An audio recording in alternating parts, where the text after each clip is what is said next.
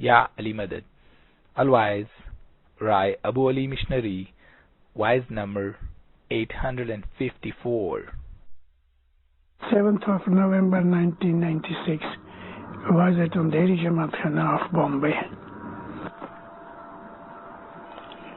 Allahumma salli ala Muhammad al-Mustafa wa ali Muhammad al-Mustafa ila qiyamah.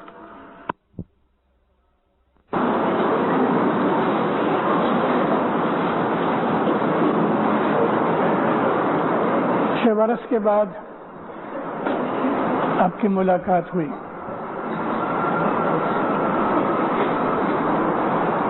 اور اس بچے نے جو پیر حسن کبیر دینہ نے کہانی پا کی جو بات جماعت کے اندر پڑھی،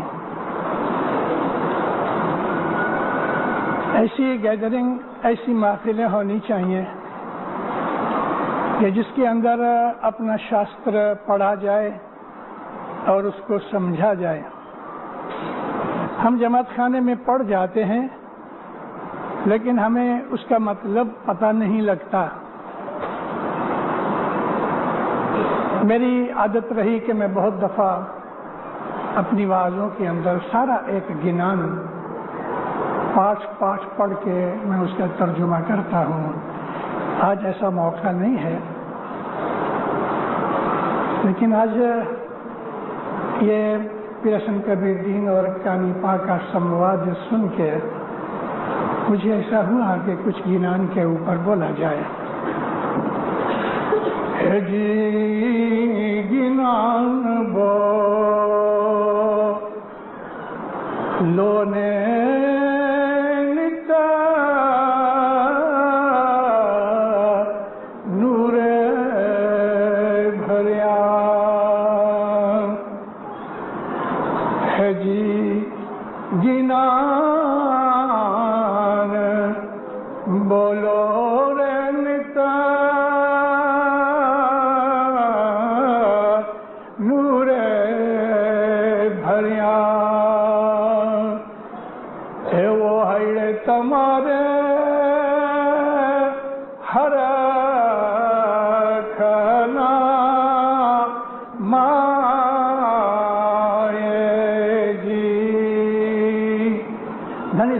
حاضر امام پہ صلوات پڑھو. اللہم صلی اللہ محمد وآلہ. ہمارے پیروں نے سب سے پہلے ہمارے جو ہندوستان میں پیر آئے، پیر نور الدین تھے. ادھر آ کے انہوں نے اپنا ایک نام رکھا ستگر نور.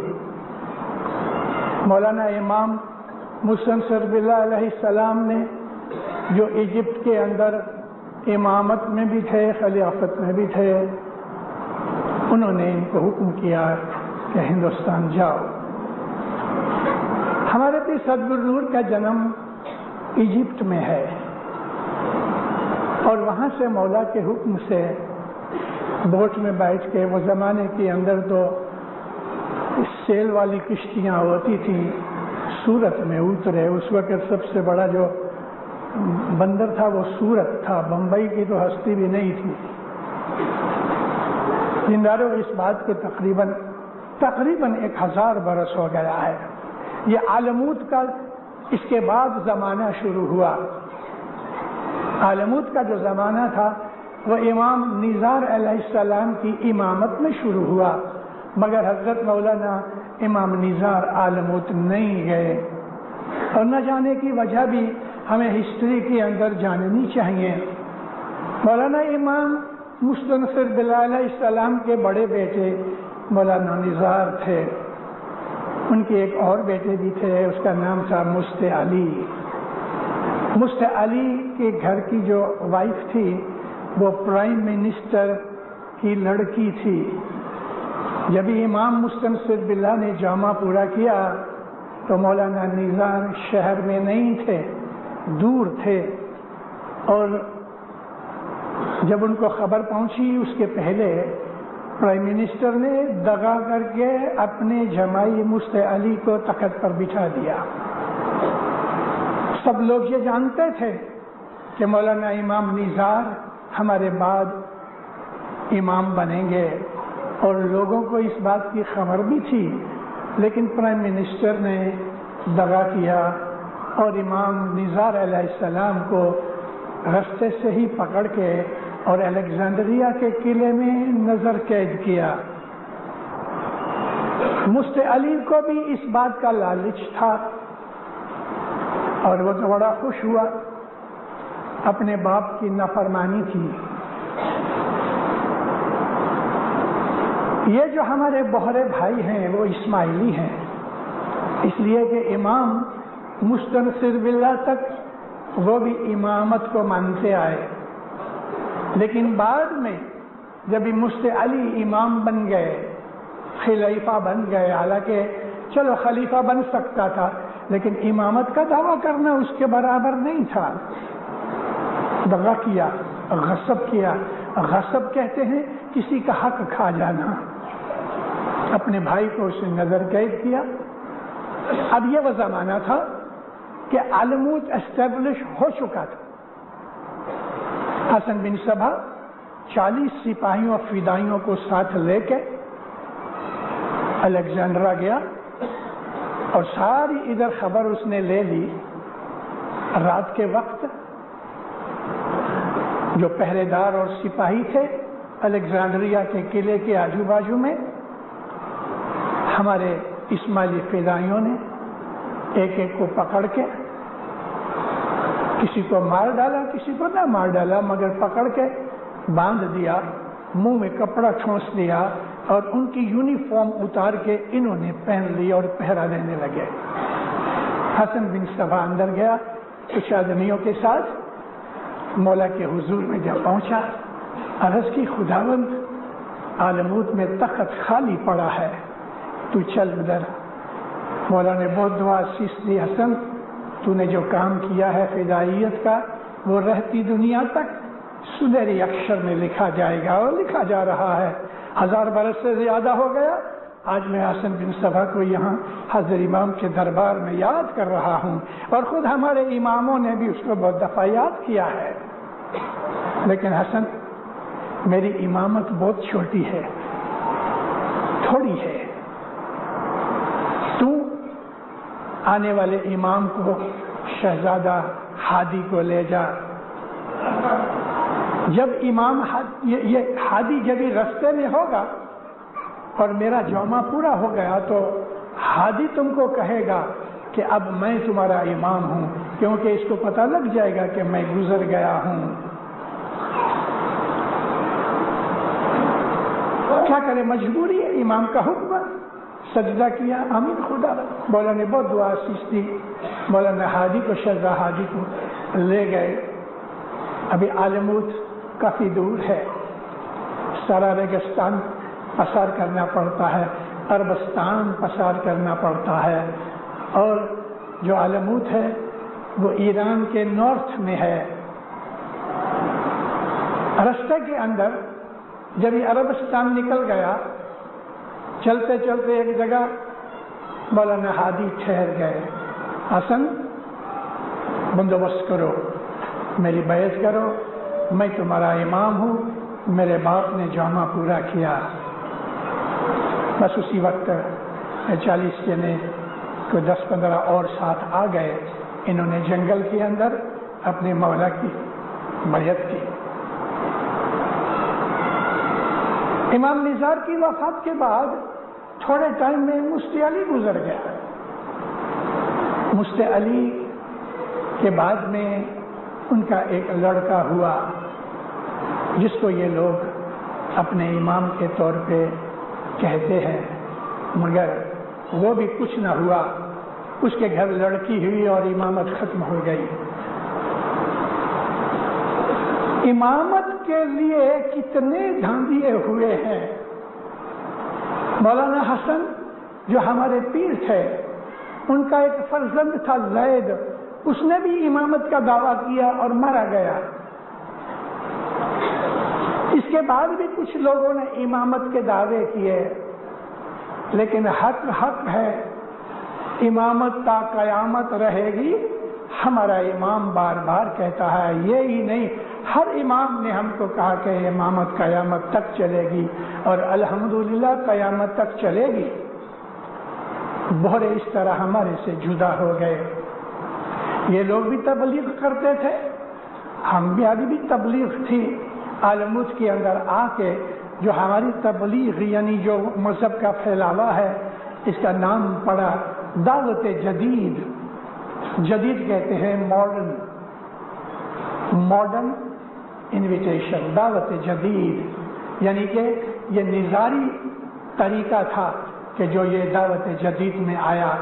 اور میں آپ کو ایک اور بات کہوں, وعظوں میں کیا ہوتا ہے کہ دینداروں ایک وعظ میں 200 کتابوں کا نچوڑ اور ایسنس ہوتا ہے.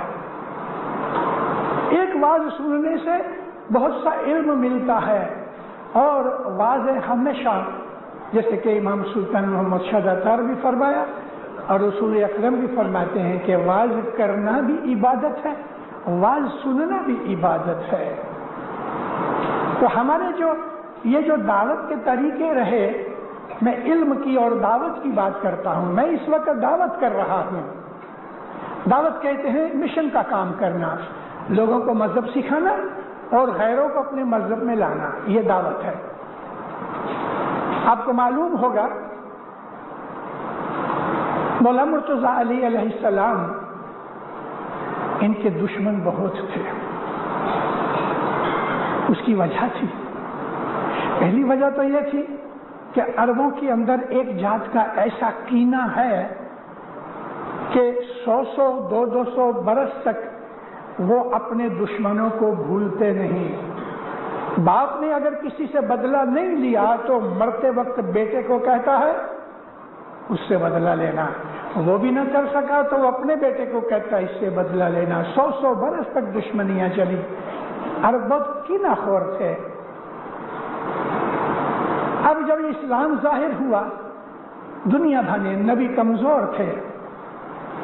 نبی کمزور کا مطلب یہ تھا کہ مکہ کے اندر جب رسول اللہ نے اسلام کی دعوت کی تو غلام اور غریب اور فقیر لوگوں نے اسلام کو قبول کیا. مالدار اور انفلوئنشل طاقت والا آدمی تھے, کسی نے مذہب کو قبول نہیں کیا, غلاموں نے قبول کیا. تو ہنستے تھے کہ کون اس کے مرید کون ہے, یہ غلام یا فقیر, تانا مارتے تھے.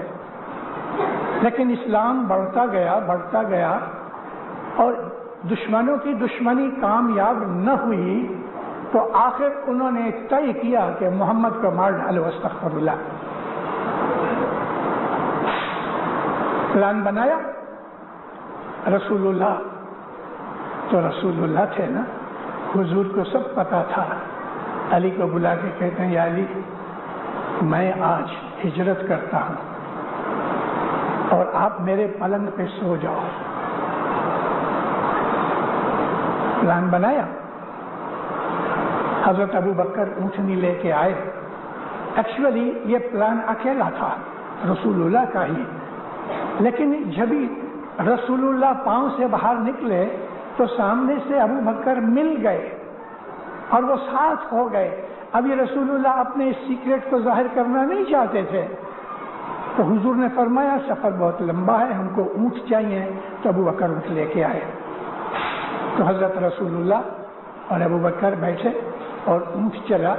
تھوڑی مائل جا کے ایک غار تھی, گفا تھی, اس کے اندر جا کے یہ دونوں رک گئے. اونٹ باہر گھومتا رہا کہ شاید واپس مکہ میں چلا آیا. مولا مرتضی علی آپ کے پلنگ پہ سو گئے. 10-20 کے پتہ نہیں کتنے یہ کافر لوگ تلواریں لے کے آئے. دروازہ کھٹکھٹایا تو جب ہی مولا مرتضی علی اٹھے اور دروازہ کھولا تو علی کا چہرہ دیکھ کے سب کی ہوائیاں اڑ گئی. ارے, اور علی سے کوئی لڑ نہیں سکتا تھا. علی چھوٹے تھے, یہ بھی ہسٹری میں جاننے والی چیز ہے. 4-5 برس کی عمر میں بچوں سے کھیلا کرتے تھے تو 18 برس کے لڑکوں کو پیٹا کرتے تھے. اور ایک دفعہ ایسا ہوا کہ 10-15 نے مل کے علی سے حملہ کیا 5 برس کی عمر میں. مرتضیٰ علی نے ان کو ایسا پیٹا، سب روتے ہوئے گھر گئے اور کہنے لگے ہم کو علی نے مردہ کر دیا، برباد کر دیا۔ علی سے بہت ڈرتے تھے، قوت خدا تھی۔ تو حضرت علی کو دیکھ کے سب گپ چپ واپس چلے گئے۔ پہلے انہوں نے پوچھا کہ محمد کدھر ہے، تو کہنے لگے تم نے مجھے سونپا تھا۔ سب چلے گئے۔ اب محمد ہاتھ سے نکل گئے، مدینے چلے گئے۔ مکہ کے دشمنوں کو بہت گھاٹا پڑا، شرمندہ ہو گئے، غصہ بھی آیا، اور آخر ان کا جو سردار تھا وہ معاویہ کا باپ تھا، ابو سفیان۔ اس کے دل کے اندر بہت ڈر تھا، اور یہ ڈنس پرانا چلا آتا ہے۔ میں آپ کو ساری ہسٹری تو بیان نہیں کر سکتا، اور 1 گھنٹے میں کیا ہو گئے، لیکن یہ پرانی دشمنی چلی آتی تھی 4 پیڑھی سے۔ ابو سفیان نے تھوڑا سا لشکر جمع کیا، ہتھیار وغیرہ کیے، اور 1050 آدمی لے کے مدینے کے اوپر اس نے حملہ کیا۔ اس لڑائی کو کہتے ہیں بدر کی لڑائی۔ اس 1050 آدمیوں میں سارے عربستان تھے مہا طاقتور پہلوان لڑویے، کہ جو بڑے بڑے جنگ جیت کے آئے تھے، ایسے ایسے بہادر تھے۔ انہوں نے نکی کیا، طے کیا کہ یہ اسلام کا خاتمہ کر دو، علی کو بھی مار ڈالو، محمد کو بھی مار ڈالو، اور اس کی ساری فیملی کو مار ڈالو۔ یہ بدر کی لڑائی شروع ہوئی۔ ابھی بدر کی لڑائی میں ادھر کتنے تھے؟ مولا مرتضیٰ علی کے ساتھ ملا کے 313 تھے۔ مولا مرتضیٰ علی تھے اور 312 دوسرے تھے، صرف 313 آدمی، ادھر 1050 آدمی۔ یہاں 3 آدمیوں کے پاس ہی تلوار تھی، باقی کے پاس ہتھیار نہیں تھے، اور ادھر سب لیس تھے، بالکل سجے ہوئے تھے۔ ادھر 11-12 برس کے بچے تھے لڑنے کے لیے، ہتھیار نہیں تھے، تو اونٹ کے پاؤں کی، اونٹ بہت اونچا ہے نا، اونٹ کے پاؤں کی ہڈیاں اٹھا لی لڑنے کے لیے۔ کسی نے لوکھڑ کا بار اٹھایا، کسی نے لکڑی اٹھا لی، لیکن اونٹ کے پاؤں کی ہڈیاں بہت زیادہ تھی اور مضبوط بھی ہوتی ہے۔ تو ادھر 313، ادھر 1050۔ اکیلے علی نے 71 آدمی مارے۔ ان کے بڑے بڑے سردار سب علی کے ہاتھ سے مارے گئے۔ ابو سفیان کے سگے کٹمبی بہادر مارے گئے، معاویہ کا نانا مارا گیا، اس کا ماموں مارا گیا، چاچے مارے گئے۔ اس طرح علی کے ہاتھ سے ان لوگوں کا خاتمہ ہوا۔ دلوں میں ایسا جلاپا ہوا کہ اس آگ میں جلتے جلتے سب چھوڑ کے چلے گئے، اور اب اس کا بدلہ لینے کے لیے دوسری لڑائی کرنے کے لیے احد کی لڑائی لڑی۔ تو احد کی لڑائی کے اندر معاویہ کی ماں نے، ابو سفیان کی بیوی نے قسم کھائی بدر کے بعد کہ میں جب تک اس کا بدلہ نہ لے لوں، بدر کی لڑائی کے بعد وہ قسم کھاتی ہے کہ میں جب تک بدلہ نہ لے لوں۔ ابو سفیان نے پوچھا کیا بکتی ہے، کیا بدلہ ہے؟ کہتا میرا کلیجہ پھٹتا ہے، میں حمزہ کا کلیجہ چبانا چاہتی ہوں۔ حضرت حمزہ حضرت علی کے چاچا تھے، بہت ہی بہادر تھے، 1000 آدمی ان سے لڑ نہیں سکتے تھے، اور اس بدر کی لڑائی میں علی اور حمزہ ہی تھے۔ احد کی لڑائی لڑی گئی۔ ابو سفیان کی بیوی ہندا اس کا نام تھا، اس نے ایک غلام کو بلایا۔ وہ غلام بڑا اچھا تیر انداز اور نشانہ باز تھا، اور وہ ڈیگر کا یعنی چھری کا نشانہ مارا کرتا تھا۔ تو اس کو کہنے لگی دیکھ واشی، میں تیرے کو آزاد کر دوں گی، میں تیرا دامن سونے سے بھر دوں گی، میرا ایک کام کر۔ کہتا ہے مالکن حکم کرو، مجھے یہ پیسے کی لالچ نہیں، لیکن تو میری مالکن ہے، میں تیرا غلام ہوں، تو مجھے حکم کر کہ کسی بھی طرح حمزہ کو مار ڈال، اس کا کلیجہ کاٹنا، مجھے اس کا کچا کلیجہ چبانا ہے۔ احد کی لڑائی ہو رہی تھی، लड़ाई के करीब ही ये लोग भागने वाले थे और भाग भी गए, लेकिन मुसलमानों को क्या कहूं, लालच ऐसी बुरी चीज है। रसूल अकरम ने उहद की लड़ाई यानी मदीने का शहर पीठ पर था और एक दो पहाड़ियां थी कि जिसमें से मक्का की तरफ से लोग आ सकते थे। अबू राफे नाम का एक आदमी था, बड़ा अच्छा ताकत वाला था, फेथफुल भी था, 50 आदमी उसको दिए। नबी पाक फरमाया, ऐ अबू राफे, तेरे को ये दर्रा संभालने का है। भले सरकार, मैं जान से संभालूंगा। हुजूर ने फरमाया, ऐ अबू राफे, अगर हम हार भी जावें तो तुम अपनी जगह छोड़ना नहीं। भले सरकार। लेकिन अबू राफे के आदमियों ने दगा दिया। जब मुसलमानों ने जीत गए और ये काफर भाग गए उहद की लड़ाई में, हथियार वगैरह छोड़ गए, मल मिलकर छोड़ गए। वो जमाना ऐसा था कि औरतों को पकड़ के गुलामी भी बना लेते थे, माल मिलकर लूट लेते थे। तो मुसलमानों ने देखा कि वही काफिर तो भाग गए, हम जीत गए, अपने हथियार रख दिए और उनका माल लूटने लगे। दूर जाके अबू सुफियान का एक और जनरल था, उसका नाम था खालिद बिन वलीद, जो बाद में बहुत बड़ा जनरल भी हुआ, वो भी जनरल था।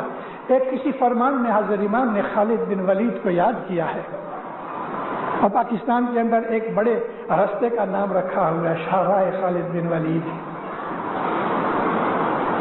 उसका भी कैरेक्टर अच्छा नहीं था। खालिद बिन वलीद दूर जाके देखा, पीछे मुड़ के, तो उसने देखा कि ये मुसलमान तो लूटने में पड़े हैं।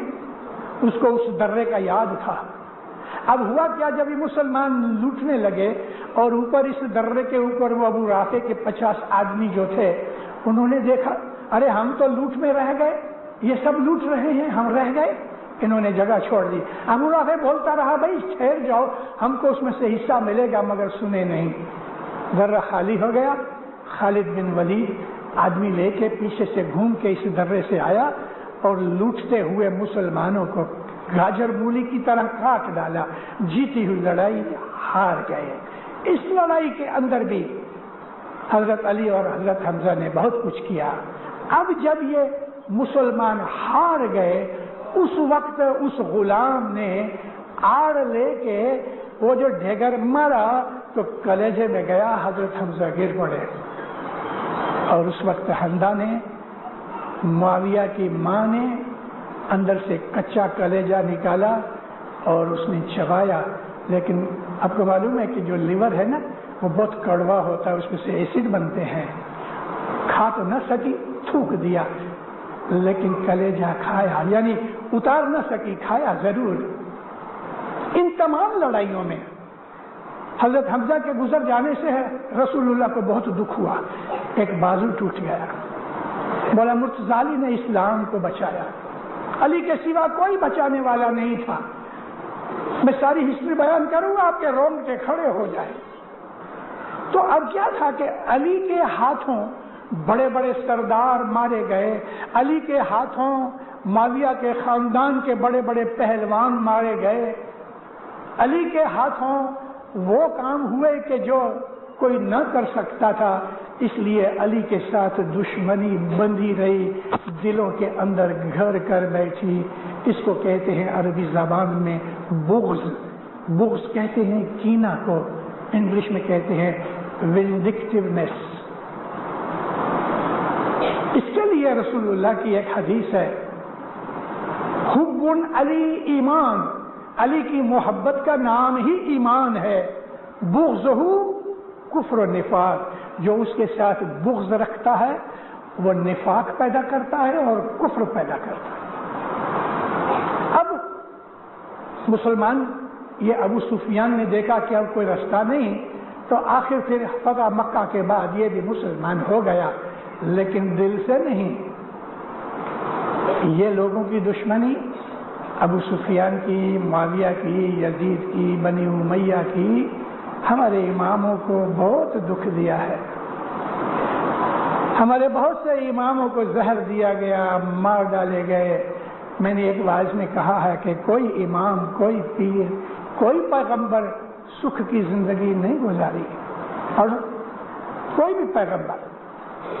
तो इस तरह से हजरत अली के खिलाफ जो वो बुग़्ज़ था, कीना था, दुश्मनी थी, वो नफरत के अंदर पैदा हो गई। आज वो लोग जो मस्कत ओमान के और इस तरफ के जो अरब हैं और खुद अरबस्तान के अंदर रहने वाले बहुत से ऐसे अरब हैं, वो अली का नाम लेते हैं तो कड़वास लगती है उनको। आज भी अली अच्छा नहीं लगता, उस जमाने से ये चीज चली आती है। तो मैंने आपको ये बात इसलिए हिस्ट्री सुनाई कि हमारे अंदर ये जो इमाम और नबी हैं, इन्होंने कितना दुख उठा के अपने मजहब को चलाया। हक था, रसूलुल्लाह की आंखें बंद हुई तो अली अलैहिस्सलाम के लिए मौला मुर्तज़ा अली ने बहुत दफा कहा भी। देखो दीनदारों, हम सारी दुनिया में हम इस्माइली गदीर की ईद मनाते हैं अपने जमात खाने के अंदर। ईद गदीर क्या है कि रसूलुल्लाह ने अली का हाथ पकड़ा और सबको फरमाया, 1,20,000 आदमी थे, और फरमाया कि मैं जिसका मौला हूं अली उसका मौला है। सबसे पहले मौला मुर्तज़ा अली को मुबारक देने के लिए हजरत उमर आए, और सबसे पहले ये वादा और ये बैयत हजरत उमर ने तोड़ डाली। वो सबसे पहले थे। बख बख या अली,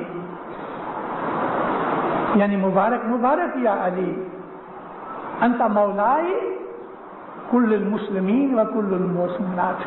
आप मौला हैं सारे मोमन मर्दों के, मोमन औरतों के। और मौलाई कहने से मेरा मौला, अरबी जबान के अंदर जब ई आता है तो वो मेरा मौला होता है, क आता है तो अपोजिट होता है। तो हजरत उमर ने बैयत की, सब ने बैयत की, औरतों ने बैयत की, मर्दों ने बैयत की। नबी की आंखें बंद होने से पहले हुजूर को पता था कि अली के सब दुश्मन हैं, दोस्त तो थोड़े से हैं। घड़ी घड़ी अली अलैहिस्सलाम के साथ बातें करते थे। एक दिन वफात से कुछ एक दिन पहले ये सब असहाब बैठे हैं, छोटा सा रूम है, मुर्तज़ा अली उधर नहीं थे।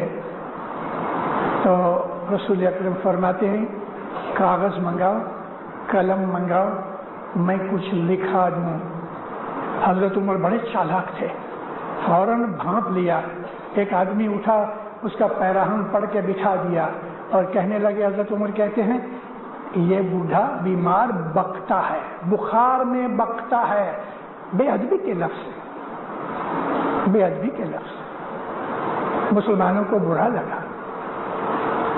किसी और ने कह दिया कि भाई कलम कागज मंगाते हैं तो दे दो ना, मगर हजरत उमर कहते हैं, किताबुल्लाह हस्बन अल्लाह, हमको खुदा ताला जी को किताब है वो बस है। नबी करीम ने देखा ये शोर बचोर होता है, हुजूर बोल के गुस्से से कहने लगे, कुमू अनी, मेरे पास से उठ जाओ, चले जाओ। सब लोग उठ के चले आए। जब रसूलुल्लाह की आंखें बंद हुई, हजरत उमर ने जल्दी से अबू बकर को कहा, चलो मेरे साथ।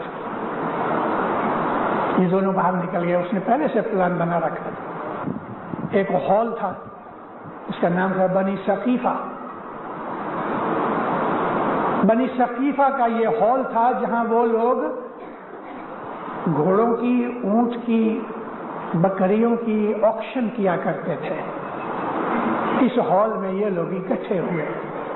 अब क्या, ये दोनों नबी के ससुरे थे।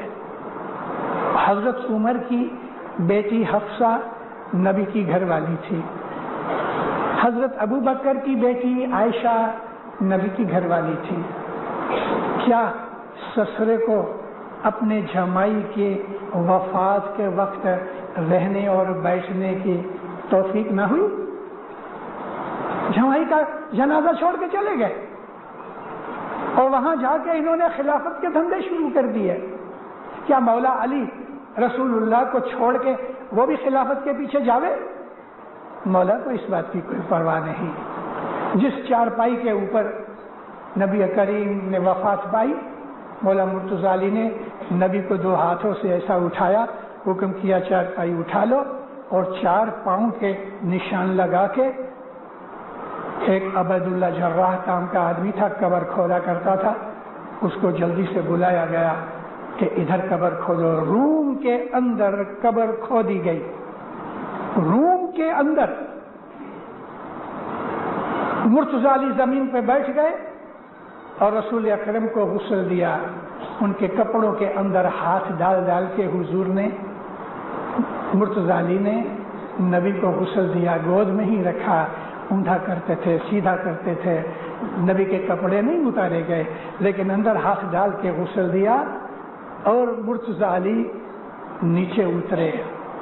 اور رسول اکرم کی جو مشہور ہے کالی کمبلے والا، وہ کمبلی اور وہی کپڑے جو بدن کے اوپر تھے، انہی میں ان کو دفن کیا، فاتحہ پڑھی، مٹی ڈال کے قبر بند کی، تھوڑی اونچی گول بنائی، اور حضور نے اس وقت تمام اپنے ہی آدمی تھے، حضرت حسن حسین تھے، حضرت عباس تھے، گھر کے ہی لوگ بنی ہاشمی جو تھے، اور بس دروازہ بند کیا، تالا لگایا، چابی کھیسے میں ڈال کے مولا مرتضی علی گھر چلے گئے۔ یہ سارا معاملہ 1 گھنٹے 1.5 گھنٹے میں ہو گیا۔ وہاں بنی ثقیفہ میں 300 ساڑھے 300 آدمی اکٹھے ہوئے۔ اس وقت سارے عربستان کے اندر 2.5 سے 3 لاکھ سے زیادہ مسلمان تھے، بعض 5 لاکھ کہتے ہیں، 2 لاکھ مسلمان تو خالی مدینہ کے اندر تھے۔ ان میں صرف 300 ساڑھے 300 آدمیوں میں حضرت ابو بکر کو خلیفہ چنا گیا، اور وہ بھی سب نے نہیں، آدھوں نے کہا، آدھوں نے نہیں کہا۔ اور جب ہی دیکھا کہ کچھ فیصلہ نہیں ہوتا تو حضرت عمر نے آگے بڑھ کے ابو بکر کا ہاتھ لیا، چوم کے کہا میں بیعت کرتا ہوں تیری۔ تو ابو بکر کو اس طرح سے زبردستی سے خلیفہ بنایا گیا۔ اب انہوں نے کہا چلو چلو محمد کے جنازے پہ چلے۔ اب جو ادھر آئے تو دروازہ بند، ہکے بکے رہ گئے، کیا ہوا؟ محمد تو دفن ہو گئے۔ ارے اس کو ہارٹ اٹیک کی طرح ہوا، ابو بکر کو زمین پہ بیٹھ گیا، اس کو گالیاں دی کہ تو نے مجھے ادھر کھینچ لیا اور ہم اپنے داماد کے جنازے کو بھول گئے۔ آج تک یہ داغ رہ گیا۔ مولانا رومی اس بات کے لیے لکھتے ہیں، چوں صحابہ حب دنیا داشتند، چوں صحابہ حب دنیا داشتند، مصطفیٰ را بے کفن بگذاشتند۔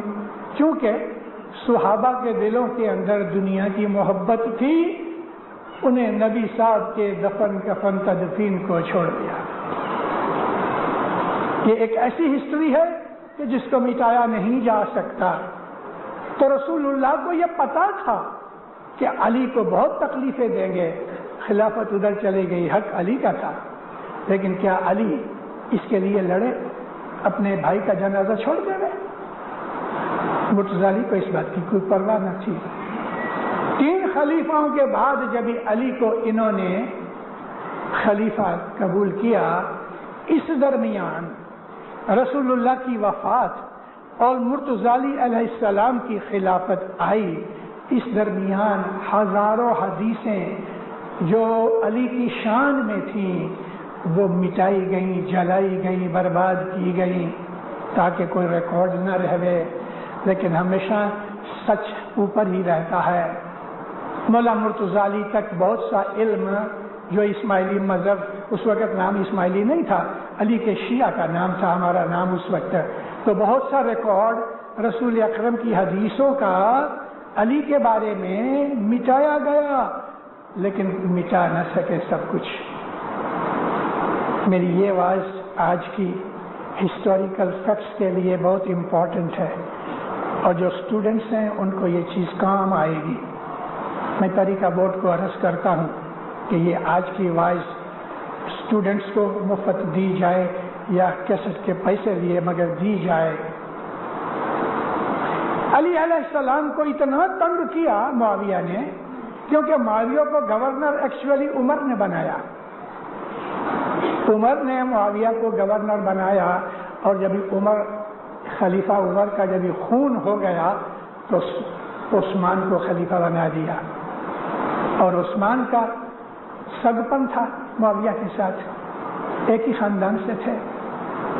معاویہ نے مولا کو بہت دکھ دیا، میں ان دکھوں کا ذکر نہیں کرتا، جو کہنا چاہتا ہوں آپ کو اس رستے پہ لے جا رہا ہوں،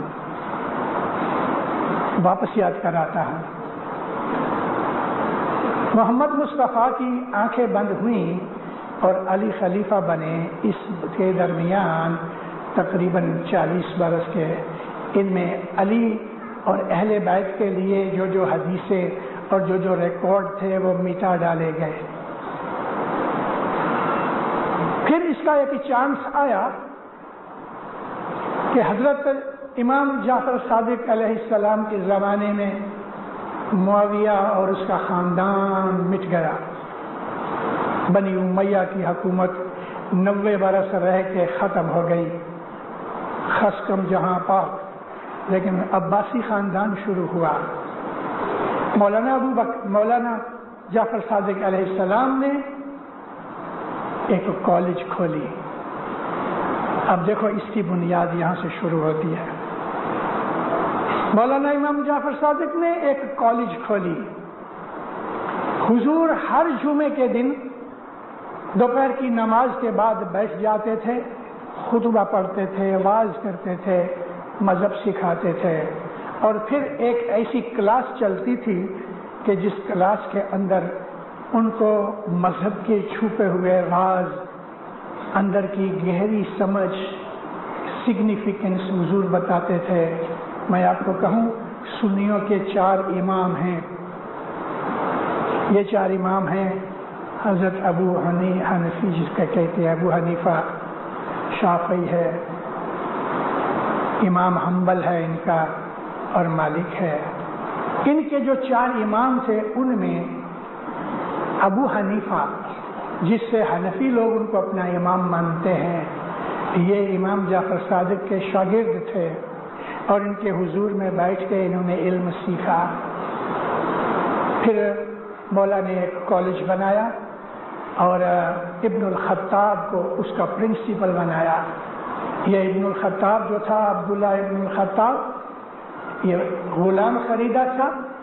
امام محمد باقر نے 17 برس کی عمر تھی اس کی، امام محمد باقر نے اس کو خریدا، اس کو پالش کیا، سکھایا، اور اپنے بیٹے فرزند امام جعفر صادق کو دے دیا۔ یہ آخر میں بڑا ہو کے بہت بڑا بن گیا اور اس کو پرنسپل بنایا گیا۔ اس کے دل میں بڑائی پیدا ہو گئی کہ امام کی امامت کو پھیلانے والا میں ہوں، تو کسی دن اس نے دعویٰ بھی ایسا کر دیا تو اسی کے شاگردوں نے اس کو قتل کر دیا، مار ڈالا۔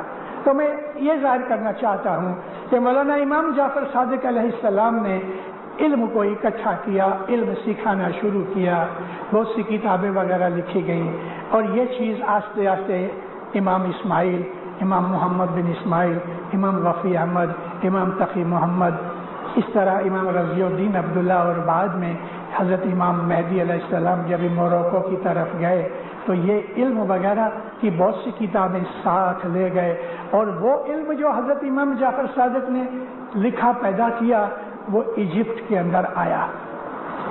اس پہ ایجپٹ کے اندر بھی لگ بھگ 150 برس ہماری حکومت رہی، اور علم کو اتنا اونچا کیا، بے حساب، ہزاروں نہیں لاکھوں کتابیں لکھی گئیں، بڑے بڑے علماء کی، فلسفروں کی، عالموں کی ہمیشہ کانفرنسیں ہوتی تھیں۔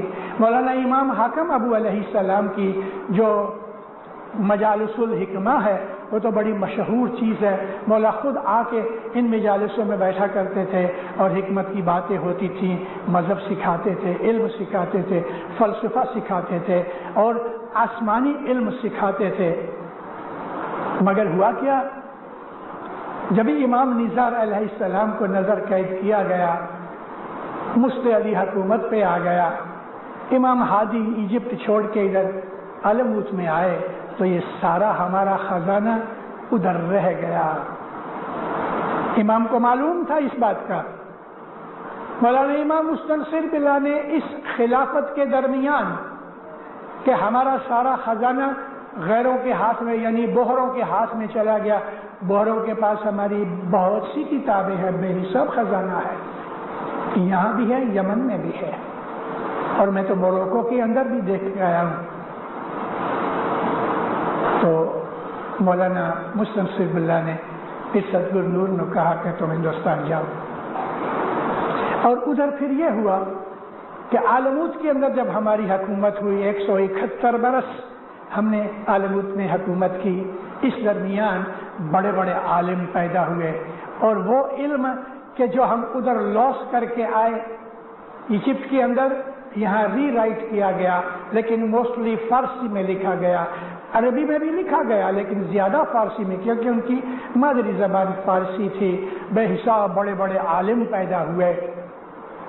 مگر عالموت کے اندر جب یہ علم جاری ہوا تو اس کے ساتھ ساتھ یہاں ہندوستان کے اندر علم جاری ہوا. امام نے یہاں صدگرو نور پیر کو بھیجا. پھر صدگرو نور کے بہت سے گنان ہیں, لیکن افسوس کہ ہمارے پاس 10-11 سے زیادہ ملتے نہیں, ٹائم کی وجہ سے لاسٹ ہو گئے یا غیروں کے پاس چلے گئے.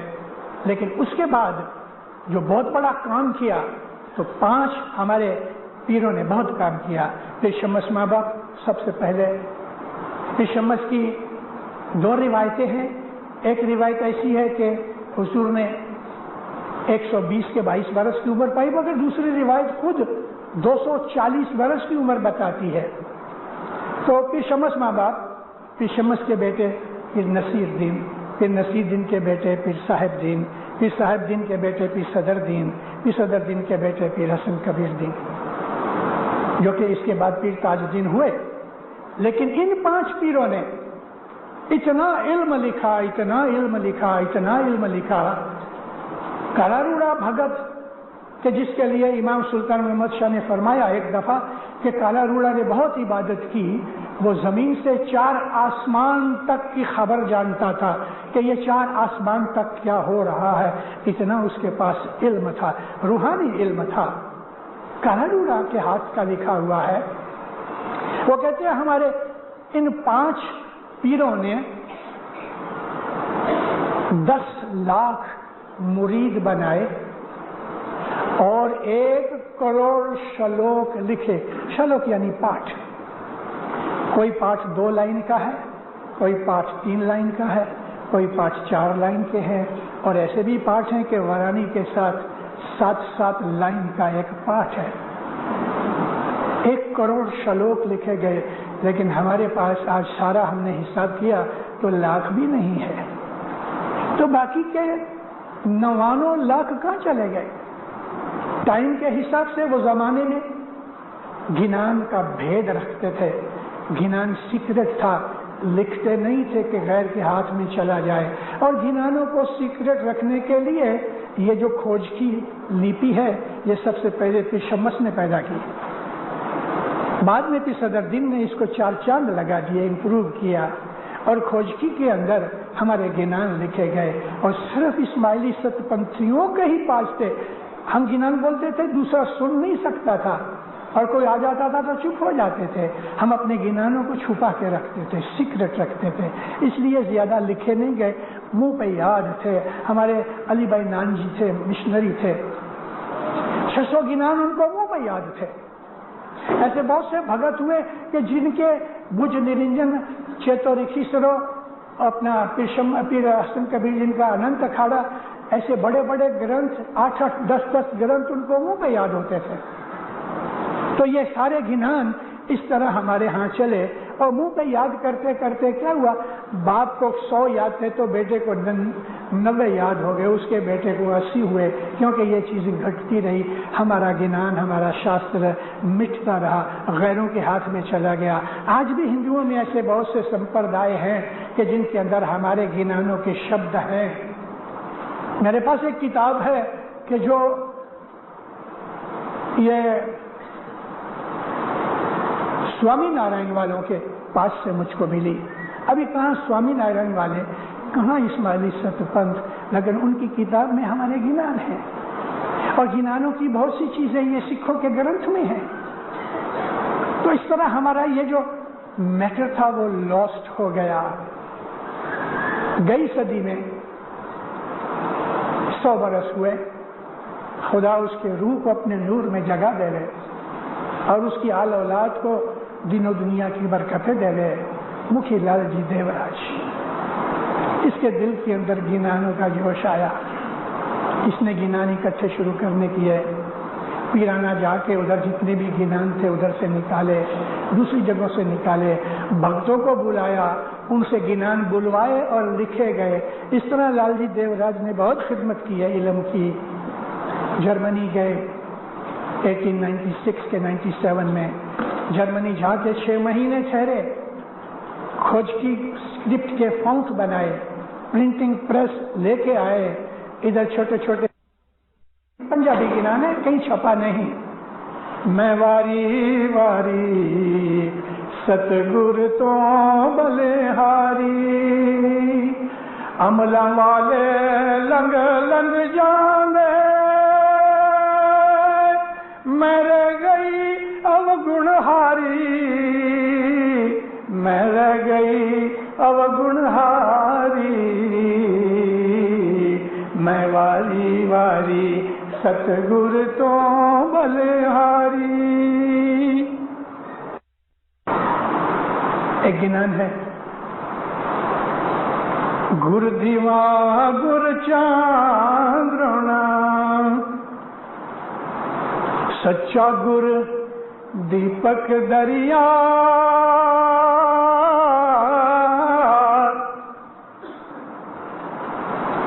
گرو ہے وہ دیوا ہے، گرو ہے وہ چاندنی کی طرح روشنی ہے، گرو دیپک دریا.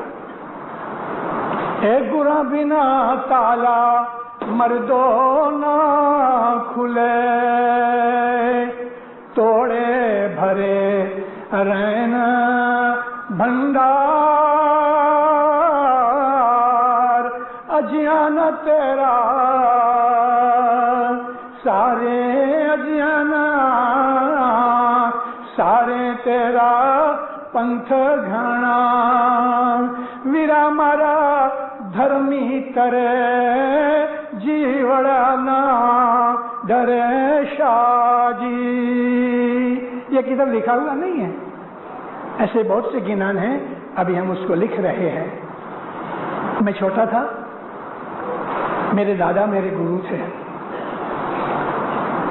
مجھے کئی برسوں کے بعد، یعنی ایسا سمجھ لو کہ ابھی کچھ 10 برس ہوئے ہیں اور میں ابھی 78 برس میں ہوں، تو یوں سمجھ لو کہ 67 ایئرس کے بعد، تو میری 5-6 برس کی عمر ہوگی. 60 برس کے بعد مجھے یکایک ایک دن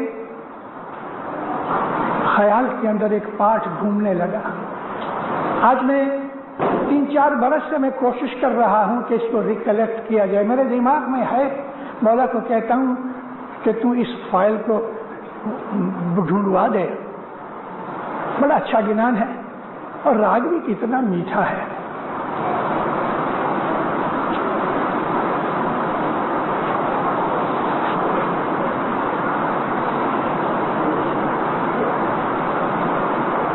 تھانے نریاو، تھان کہتے ہیں جگہ کو، تھانے نر یعنی جمع تھانا. تھانے نریاو بھائیو ادھم کری، ادھم یعنی ہمت کر کے، شوق سے، خوشی سے مولا کے گھر پہ آؤ. تھانے نریاو بھائیو ادھم کری، شام رو جمپوا میں آیا جی. میرا شاہ جمپو دیپ میں یعنی ہندوستان میں آیا ہے. جب تختے بیسیں گو،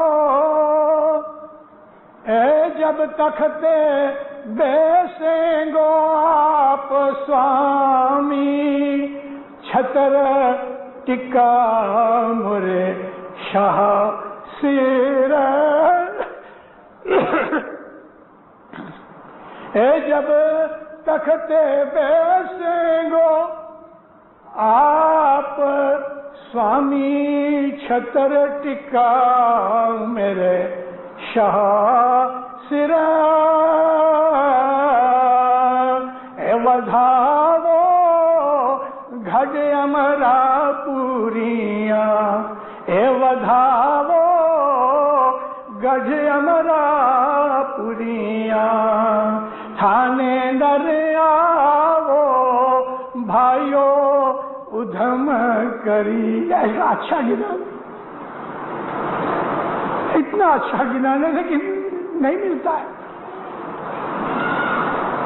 दीनदारों, हमारे पीरों ने बहुत ज़हमत उठाई है, बहुत। गिनान के अंदर, दुनिया के अंदर किस तरह रहना, घर संसार किस तरह चलाना, बीवी बच्चों के साथ कैसा रहना, माता पिता के साथ क्या सलूक करना, बिजनेस कैसे करना, ऐसी बातें। और इसके अलावा इतना इल्म दिया है कि जो आदमी साइंस जानता है वो गिनान को समझ के हक्का बक्का रह जाता है। आज साइंटिस्ट जो हैं वो सेलेस्टियल बॉडीज के अंदर, यानी ये स्टार्स वगैरह, ये दूसरे प्लैनेट्स हैं, इनके ऊपर टाइम और फासले के हिसाब से जब ये ड्राइंग करते हैं, कैलकुलेशन करते हैं, तो आपको पता है, जो आप में से बहुत से ऐसे हैं कि जिन्होंने साइंस सीखी है, ये जो लाइट की स्पीड है 1,86,186,300 माइल्स पर सेकंड है। 186,300 माइल्स पर सेकंड, एक सेकंड में लाइट की इतनी स्पीड है। अभी ये स्पीड को, यानी कि हमें ये कहना है कि एक एरोप्लेन या एक रॉकेट जो है वो 1 घंटे के अंदर 20,000 माइल की स्पीड से जाता है, तो 1 घंटे में 20,000 माइल पहुंचता है। लेकिन जहां करोड़ों माइल की बात होवे तो उसका क्या हिसाब करना। तो साइंटिस्ट ने गई सदी के अंदर एक इक्वेशन निकाली, लाइट ईयर।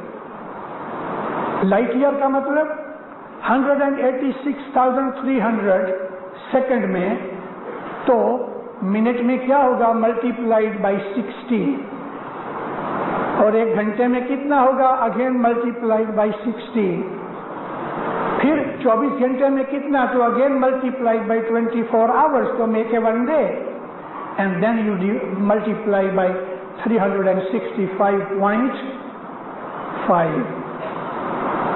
ओहो, करोड़ों माइल हो जाते हैं। इसको कहते हैं light speed, speed of light, और लाइट ईयर। लाइट ईयर में ये लोग कहते हैं कि बाद ऐसे प्लैनेट्स हैं कि 4,000 लाइट ईयर्स लगते हैं उनकी किरणें इधर पहुंचने के लिए। लेकिन 900 बरस पहले किसी साइंटिस्ट को क्या, तो किसी के ख्वाबो ख्याल में भी ना था। हमारे पेशमस ने लाइट ईयर्स का जिक्र अपने गिनानों में किया है, और उसका नाम है तेज वर्ष, क्योंकि इंग्लिश का जमाना नहीं था। तेज वर्ष, लाइट ईयर्स, ये हमारे गिनान की नॉलेज है। हमारे गिनानों ने हमको कहा है, और उसमें खास तौर पे जो एक हमारी बुक है नकलंकी गीता, सैयद इमाम शाह की लिखी हुई है, full of physiology, physics and geophysics. जमीन से चांद कितना दूर है, सूरज कितना दूर है, मार्स कितना दूर है, कितने प्लैनेट्स हैं, क्या है, ऐसा इल्म कि अकल दंग हो जाए। लेकिन ये सारा शास्त्र आप अगर पढ़ने बैठो तो आपको पता नहीं लगे। उस्ताद चाहिए पढ़ने के लिए, समझने के लिए। इस सदर दिन माँ बाप गिनान बोलते हैं, और गिनान है कि वीरा पांडवे ते मेरी जरे प्रोथमी, ये पहला पाठ है। अब इसके अंदर दुर्योधन वो भंगी को कहता है, ये लोग रात को इधर सोवे تو تم اس کو آگ لگا دینا۔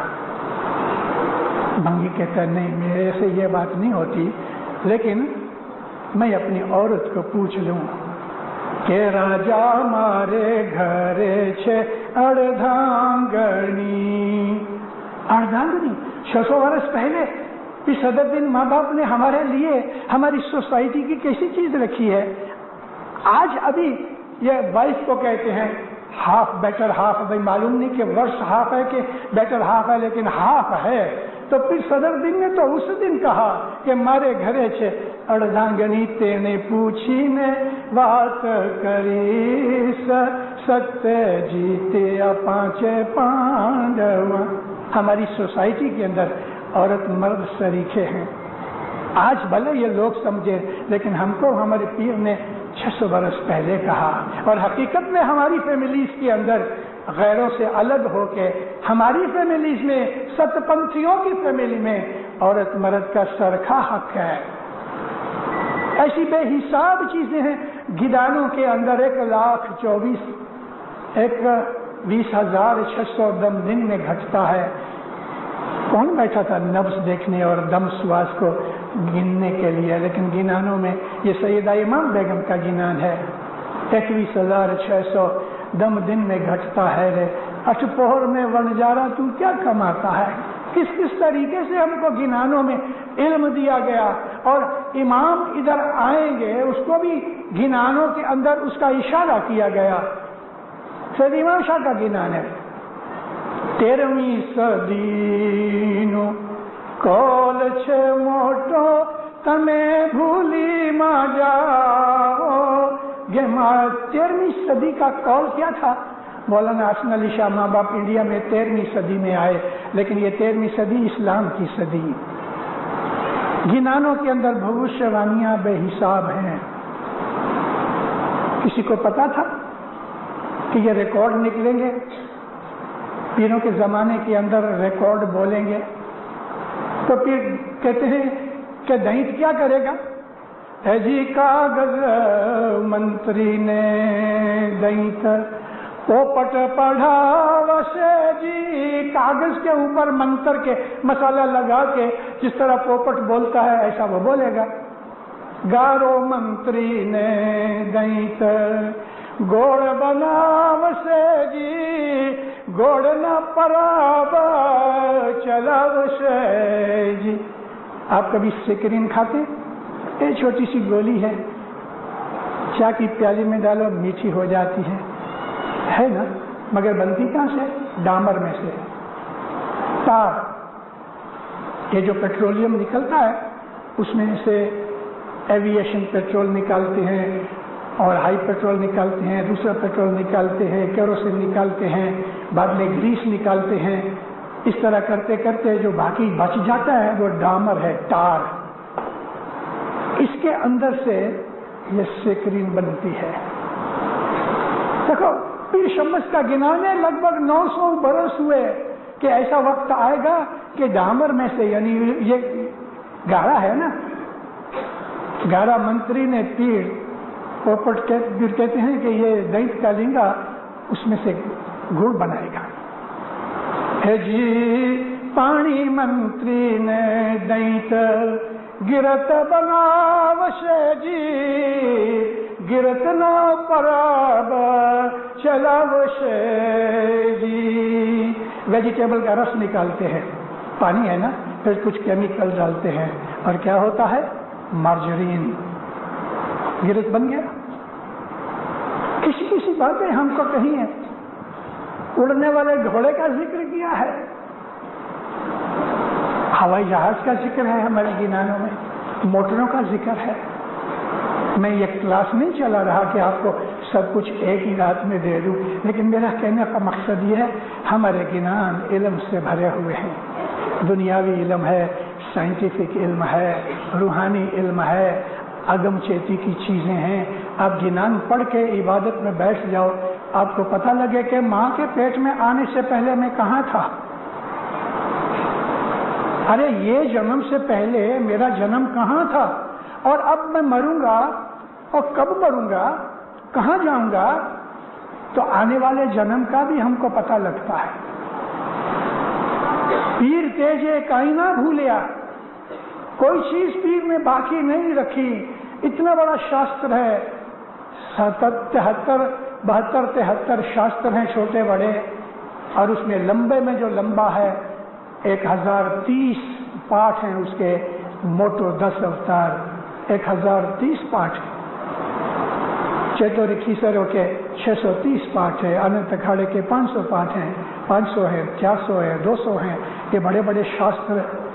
आज उसने वो कहानी पाठ असल कबीर दिन माई बाप का वो संवाद में से पढ़ा, मेरा दिल चमक उठा कि आज मैं जमात को कहूँ कि ये शास्त्र पढ़ो, इसमें देखो इल्म हिसाब बगैर है। मैं आपको एक बात और सैंपल के तौर पे बोलूं, फिर मैं अपनी आवाज बंद करूं। दीनदारो,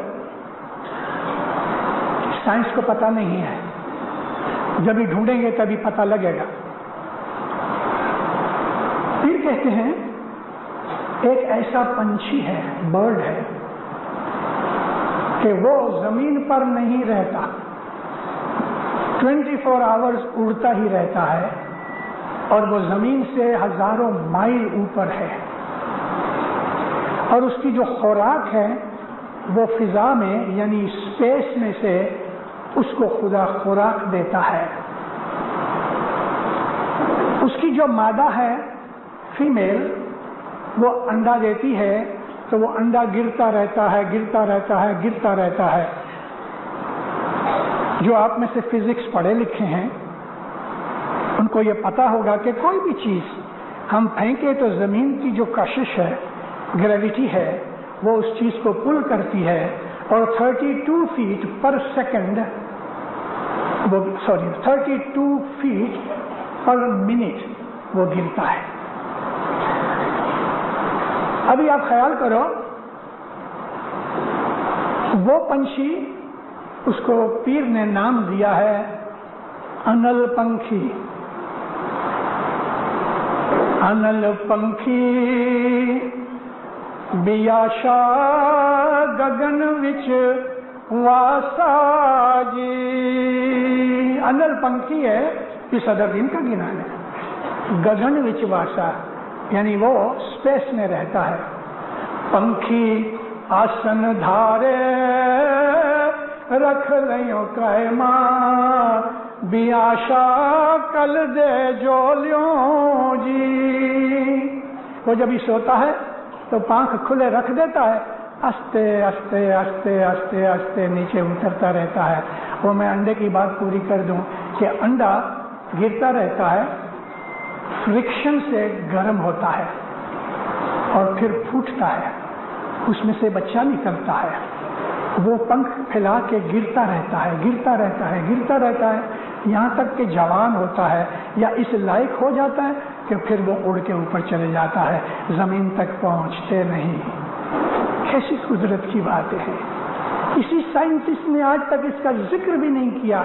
हो सकता है कि वो एक्सटिंक्ट हो गए होंगे, जैसे कि हजारों जानवर एक्सटिंक्ट हो गए हैं और हमारे गिनानों के अंदर ऐसे बहुत से जानवरों का जिक्र है, बहुत सी दूसरी चीजों का भी जिक्र है जो गिनान पढ़ने से मिलेंगे।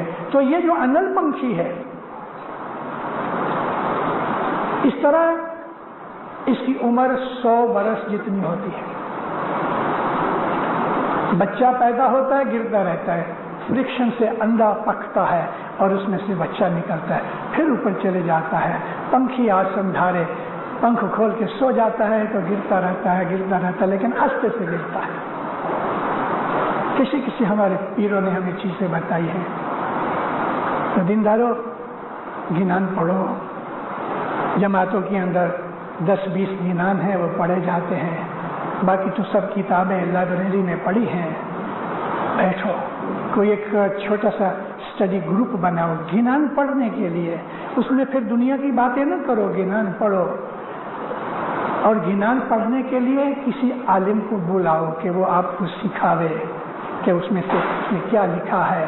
पुराने लफ्ज हैं, समझने मुश्किल हैं, और ऐसे बहुत से गिनान हैं कि जिसके अंदर मिक्सचर है। 24 भाषाओं में 24 ڈائلیکٹس کے اندر پیروں نے گنان لکھے ہیں. فارسی ہے، اردو ہے، سنسکرت ہے، پراکرت ہے، پنجابی ہے، سندھی ہے، دیوناگری ہے، سرائکی ہے، مراٹھی ہے. ایسی 24 بھاشائیں گنان میں مکس ہیں، اور ان بھاشاؤں کا تھوڑا بہت گنان تو ہونا ہی چاہیے.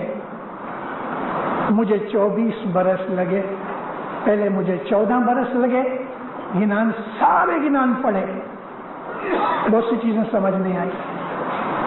پھر سوچا استادوں کے پاس گیا، اور دوسری دفعہ کچھ برسوں کے بعد میں نے 10 برس اور لگائے. لیکن سب سے بڑی رحمت اس میرے مولا کی ہے، جس سے میرے دل کے اندر بہت سی ایسی چیزیں مجھے بتائیں. خواب کے اندر مجھے روشنی دی گئی، کیونکہ امام سلطان محمد شاہ کا فرمان ہے، تم کو پتہ نہیں لگے کسی سے پوچھو، کسی بھگت سے پوچھو، مشنری سے پوچھو، تمہیں کوئی نہیں بتاوے، میرے پاس آؤ.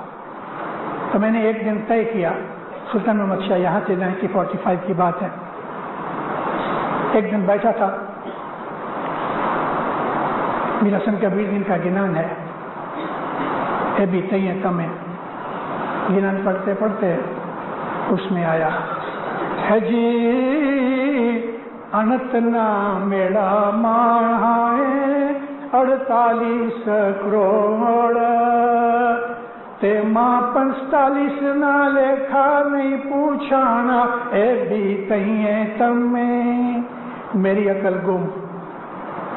اننت کے میلے میں حساب بگڑ کے لوگوں میں 48 کروڑ کا لیکھا، یعنی 48 کروڑ تارے جائیں گے، اس میں 45 کا لیکھا نہیں ہوگا تو 3 کروڑ کا لیکھا ہوگا. اب پھر صدر دن گھٹ پاٹ کی دعا میں کہتے ہیں، میں کل یا پرسوں کی در میں واعظ میں ذکر کیا ہے کہ 48 کروڑ ستی جیو نے تار سے 48 کروڑ کو ستی جیو کہا گیا کہ جے ریچی سر گنانی دھیانی جن ردا ماں امی جلو سے جے ستیہ دھرم نیم دسون سکری گر مکھیں دیتوا. اتنی کوالٹیز ہوں گی 48 کروڑ والوں کی، تو پھر اس میں 45 کا لیکھا کیوں نہیں؟ وہ لیکھے بغیر چھوٹ جائیں گے. پھر صدر یہ رسم کبیر دن کہتے ہیں ہاں 45 میں لیکھا نہیں پوچھا نا. میری عقل کام نہ کرے. بہت سے جھونے پرانے گنانوں کو یاد کروں کہ اس کا کہیں نہ کہیں مجھے خلاصہ ملے، جو کہ گنانوں میں ایک جگہ کچھ ایسا سوال ہے تو دوسری جگہ اس کا جواب ہے. میں نے طے کر لیا، سب مشنریوں کو پوچھا، بعد میں نے طے کیا کہ کسی دن موقع لگا تو میں امام کو کھڑا ہو کے کروں گا. کھڑا تیرا فرمان ہے، اب مجھے بتا. جماعت خانے سے صبح واپس آیا، سو گیا اپنی عادت کے حساب سے، مگر وہ جو نیند ہوتی ہے نا جماعت خانے سے واپس آ کے، وہ نیند ادھوری ہوتی ہے، آدھی جاگ ہوتی ہے، آدھی نیند ہوتی ہے، اور یہ عبادت کے اثر کے کارن سے ہے. میں ایک گت میں پہنچ گیا، گت جماعت کے اندر پہنچ گیا. سونانی دیویوں آگے جگمگے، بیٹھا تربھور شام، جماعت خانہ گھٹ پاٹ، روشنی آتی ہے لیکن کہاں سے آتی ہے پتہ نہیں. میں نے کبھی واعظ میں یہ بات نہیں کی، آپ نصیبدار ہو، آج میں پہلی دفعہ آپ کو کہتا ہوں. میں اندر آیا تو ایک بھگت گنان بول رہے تھے، ہے جی 5 نہ بھولیا 7 میں آیا. مجھے جواب مل رہا ہے، 5 نہ بھولیا 7 میں آیا، 7 نہ بھولیا 9 میں آیا، اے 9 نہ بھولیا 12 نہیں آیا، انت مالی دوں اوتار. میری آنکھ کھل گئی. 5 نہ بھولیا 7 میں آیا، 7 ના ભૂલ્યા 9 में आया, 9 ના ભૂલ્યા 12 માં नहीं, अनंत में लीधु अवतार। ओहो, पहले युग में 15 करोड़ जीव, 5 तरी गया, 5 आवागमन, 5 घोर अंधार। अब वो जो आवागमन वाले थे वो 7 में आए, 7 में आवागमन वाले आए, 5 पीछे वाले, और 16 करोड़ नवे जन्म लिए। ये हुए 21 करोड़, 5 पुराने हैं, अब 21 करोड़। इसका भी ऐसा हुआ कि 7 तरी गया, 7 घोर अंधारी, 7 आवागमन। घोर अंधारी का मतलब डिटेंशन में, तुम इधर खड़े रहो। 5 तो पास हो गए और 5 को फिर रिपीट कराया, तो 7 न भूलिया 9 में आया, 9 न भूलिया 12 में नहीं, अनंत में लीधु अवतार। तो ये कौन से थे? वो जो डिटेंशन में थे, जो आवागमन में नहीं आए, लेकिन घोर अंधारी। 5, 7, 9 और 12 करोड़ तर गए, 24 करोड़ घोर अंधारी, 36 करोड़ पूरा धर्मी। श्री इस्लाम शाह ने भेटिया, 10वें कारण जीव बुलाव्या, 24 चालिया घोर अंधार। 5, 7, 12, 12, 9, 21 और ये 24, 45वें में मेरा दिल खुश हो गया। अब ये 45 करोड़ 4 युग की मार खाई, वो हम लोग बैठे हैं। उन घोर अंधारियों में हम हैं कि गिनान सुनते हैं, समझ नहीं आती, पैसे के पीछे दौड़ते हैं, इबादत भूल गए हैं। लहर का दीदार होता है, अंदर अंधेरा है। ये हम घोर अंधारी वो कि 4 युग मार खाई। अब हसन कबीर दिन को अनंत करोड़ का वर दिया, तो ये कहता, मौला ये खट्टी छाछ में से मैं मक्खन कैसे निकालूं? जीव हैं हम, मार खाए हुए जीव। फिर कहते हैं खट्टी छाछ, इसमें से मक्खन निकले, यानी इनमें से, इन घोर अंधारियों में से मैं मोमन बना सकूं? तू इसमें मक्खन डाल, मतलब कि तू रहम कर कि 1 सेंट करे, सारा रुपया दे दे, बस इतनी तू रहम कर कि कोई ऐसा कर दे तो तू उसका सजदा कबूल कर ले। इसलिए जब एक क़यामत का दिन हिसाब का पूरा होने का आएगा, तो फिर हसन कबीर दिन गले में रस्सा डाल के हाथ जोड़ के कहेगा, मौला अपना वादा पूरा कर। ये जो 45 करोड़ ये जो घोर अंधारी हैं, इन्होंने 4 युग की मार खाई, दुख उठाए, अब तो इनको बख्श दे। फिर हसन कबीर दिन की खातिर 45 करोड़ का लेखा नहीं होगा। इसलिए दीनदारों, जब हमारे अंदर किसी की मौत होती है, हाज़िर इमाम का वचन है, उसको सारी मजहब की क्रिया कर्म रस्म रिवाज जो कुछ करते हैं उसको दो, उसके पीछे सलवात पढ़ो, उसके पीछे मजलिसें बनाओ, ये सारी मिलके उसका खाता पूरा करते हैं। एक भी इस्माइली दोज़ख में नहीं जाएगा, नहीं जाएगा। इस घर में रहना चाहिए, हज़रत इमाम की दामन पकड़े रहो और आखिरत की चिंता उसके ऊपर छोड़ दो, लेकिन उसका दामन पकड़े रहो। सुबह शाम जमा खाने आओ, इबादत करो, 10 वक्त दो, नेक अमल करो, बदों से बचो, और जिस तरह वो फरमान करता है इस तरह चलो, तो इंशाअल्लाह आपका कोई बाल बांका नहीं होगा। मौला आपको सुखी आबाद करे, नेक उम्मीदें पूरी करे, 10वें सुकरीत में पूरा रखे, इबादत का शौक देवे, अपनी नवाजिशें देवे, अपनी रहमतें देवे, अपनी बख्शिशें देवे, अपनी बरकतें देवे, दीन और दुनिया की खुशियाँ देवे, ज़मीन आसमान की सब बलाएं दूर रखे, आपको, आपकी आल औलाद को हमेशा हक के ऊपर अपने दामन में, अपनी पनाह में, अपनी शनाख्त में और अपने ऊपर ईमान रखने वाले बनाओ। मौलाना हाज़िर इमाम आपकी नेक उम्मीदें पूरी करे, सुखी आबाद रहो।